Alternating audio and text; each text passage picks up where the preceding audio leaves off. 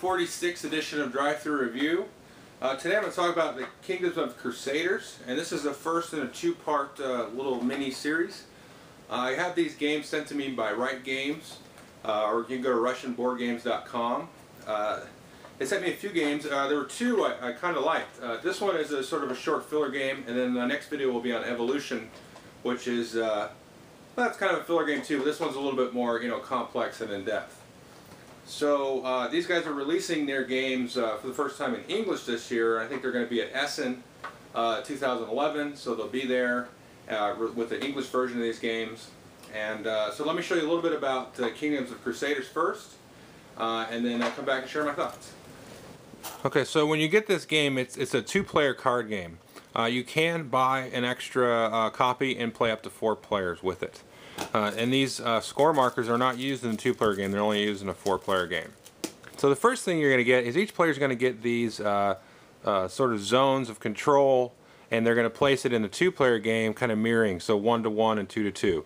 And so unfortunately they don't quite fit back in the box exactly right, so you just kind of smooth them out when you play. It's not a huge deal, but it's not the greatest thing in the world either. And then players are going to get a hand of 5 cards to start the game. And so on your turn, you're simply going to draw a card from the deck, up to 6 cards, and then play a card in one of the zones. You have to play a card every single time. And so players are trying to basically just win, in a two-player game, 3 of the 5 zones of control. So I may put this card here, and then on my next turn I may put this here, and on my next turn I may do this, and then on my 4th turn I may do this.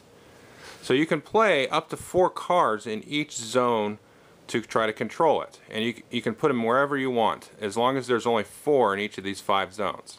So at the end of the game we're going to take and compare the 3 zone to the 3 zone, the 2 zone to the 2 zone, and so on.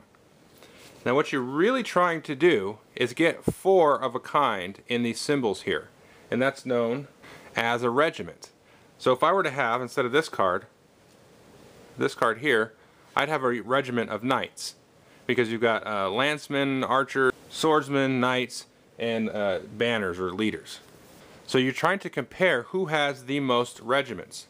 So in this case I've got 1 regiment, and it's a regiment of knights. Now if my opponent had this across the way on the other side of the 3, they'd have 2 regiments. A regiment of swords and a regiment of archers or bow and arrows. So since he's got 2 to my 1, he would win the 3rd zone of control. Now if he had only had just the 1 regiment, then I would have won because mine is higher up. So the more powerful units are on the right hand side. So these banners, these leaders are more powerful than these lancemen and everything else.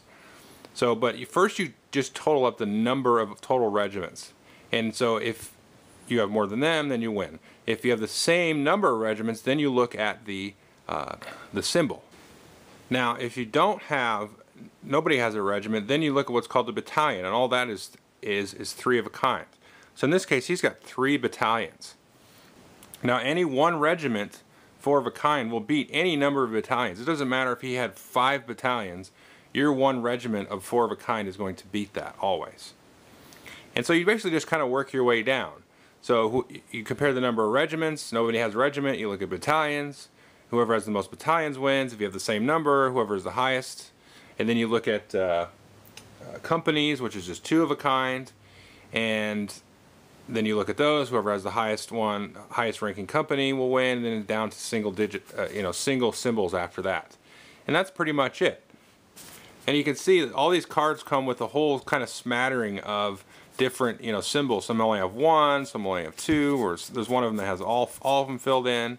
So you're just drawing cards and placing cards, and it's really reminds me of Battle Line, where you're kind of like, I'll kind of go over here, and you kind of wondering how much you should commit to this one.